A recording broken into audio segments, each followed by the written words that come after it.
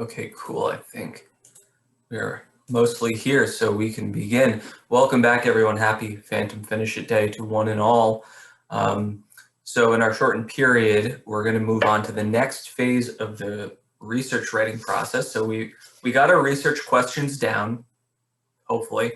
Actually, a lot of people have not submitted them yet.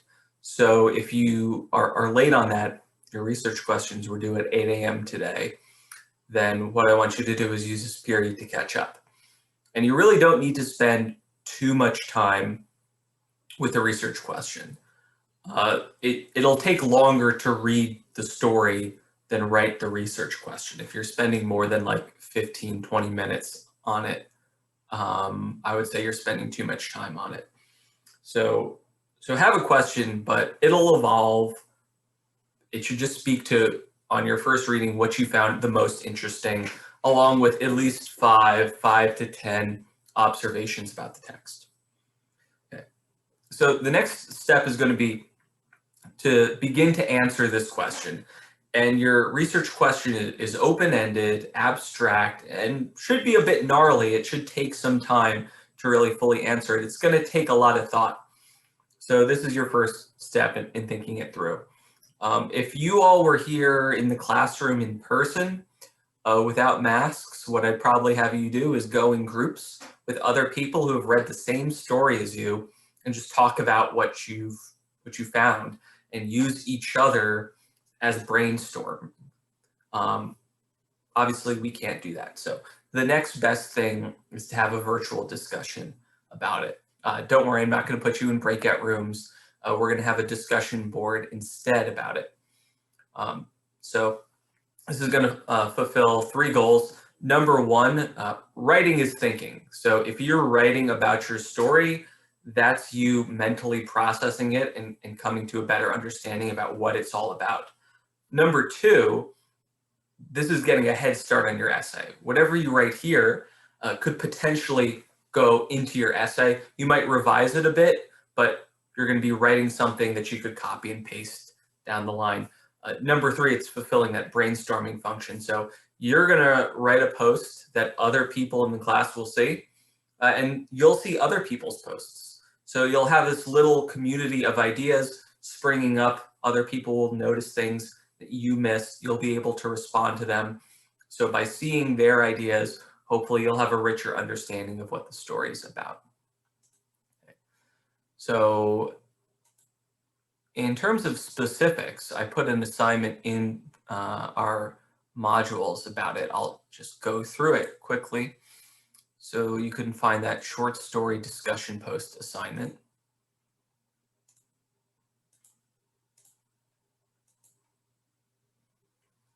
Your goal here is to write a paragraph reflection on what you found interesting in the story.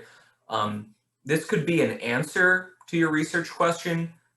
Please don't copy and paste your research question into your paragraph response, but it can be in there, an answer can be implied in there, or you could just say, hey, I found this part interesting for this reason.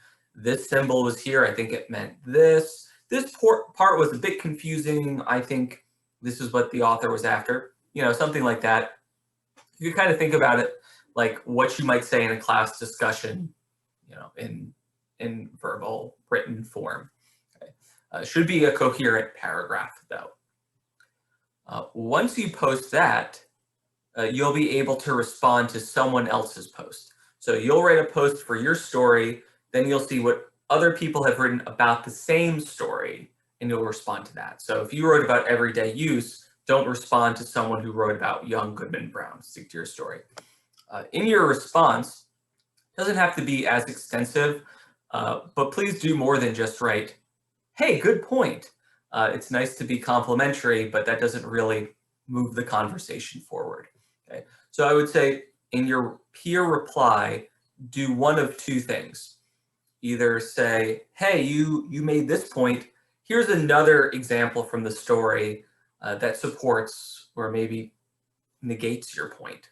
Okay, so give them more evidence. Or you could say, hey, you made this point. Here's another perspective on that. Or I noticed that part too. Here was my idea about it. This is just a discussion that you're adding to. So your first post is going to count as 10 points. That's going to be 150 to 250 words in length. And then your peer reply will be 5 points, 50 to 100 words. So total of this assignment is 15 points. So in your post, I want to see that you have a genuine understanding of the story.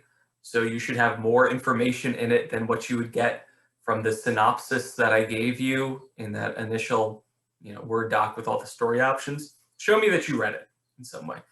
Have some original thought about it, right? Show me a little bit of analysis, a bit of understanding about the meaning of the story. And I do want you to use at least one quote. Now, because your stories are online, they don't have page numbers, so don't worry about in-text citations.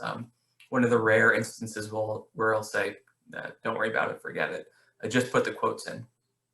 And of course, they should be well written with proper grammar, punctuation, spelling, etc. I also included an example here from last year. If you want to look at a solid discussion post, you could read this one. All right, so where will you post this? Well, not here. You'll notice in the assignment, there's no way to submit something. Instead, click on discussions. That'll take you here. Find the discussion board for your story. Click on it. Click reply, and this is where you'll put your discussion post. Okay? Simple as that. After you post your post, then you'll be able to see other posts and post on their posts. So find discussions, click on your story, and submit your paragraph there. Okay, so that's basically the deal. That's all we're working on today. So again, here are your priorities. Finish your research question. And by the way, for those of you who were absent yesterday, you probably are like, what's a research question? Because you missed that. So don't sweat that. If you were absent because of AP exams, I'm not going to take off points because you missed it for that. So you can check out the PowerPoint that's explained there. I'll be happy to explain it too. You'll probably figure it out and do that assignment and then catch up on this. I made the due date for the discussion posts Friday at 8 a.m. So you have a couple of days to do it because I know you guys have APUSH tomorrow. So a lot of you will probably not be here and not have time in class to work on this. So that being said, if you know that was quite a voice crack. If you know that you have an exam tomorrow and if you're stressing out about it, if you have a lot going on, well, use this time now and just knock it out. Try to get it done as quickly as possible so you don't have to worry about it later on. All right, what are your questions?